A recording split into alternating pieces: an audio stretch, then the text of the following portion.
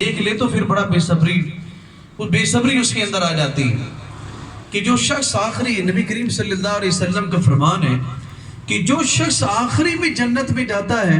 جنت میں جائے گا، اس کے حال کو اللہ کے نبی صلی اللہ علیہ وسلم بیان فرماتے ہیں۔ سنیے کہ جب آخری شخص مومن جو ہے، یاد رکھیے گا جو بھی مسلمان ہے،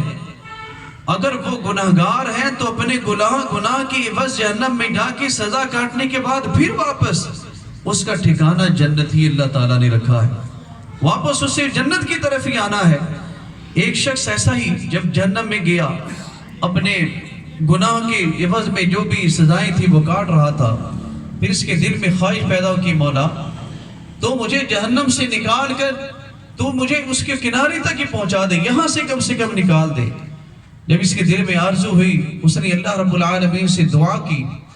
تو اللہ رب العالمین اسے فرماتا ہے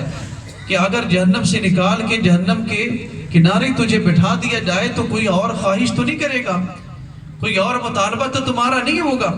کہا کہ نہیں مولا، بس تو اس اذیت کی جگہ سے تو مجھے نکال دے، بس میں جہنم کے کنارے آ جاؤں، میں یہاں سے اس کے بعد کوئی بھی تجھ سے آرزو نہیں کروں گا، کسی بات کا تقاضا نہیں کروں گا۔ اللہ رب العالمین فرشتوں کو حکم دیتا ہے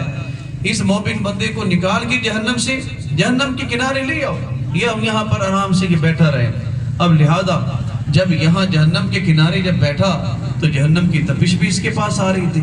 سامنے دیکھا کہ ایک درخت موجود ہے، اس کے سایہ میں اگر اس کے سائے میں اگر بیٹھ جاؤ تو مجھے کافی آرام ملے گا۔ پھر اللہ رب العالمین سے یہ شخص عرض کرنے لگا کہ مولا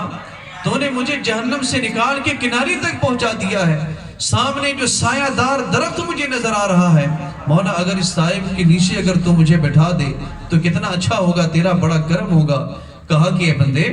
تو نے تو کہا تھا کہ اس کے بعد کوئی آرزو نہیں کروں گا، لہذا پھر تو ایک آرزو کر بیٹھا، ایک مطالبہ اور کر بیٹھا۔ کہا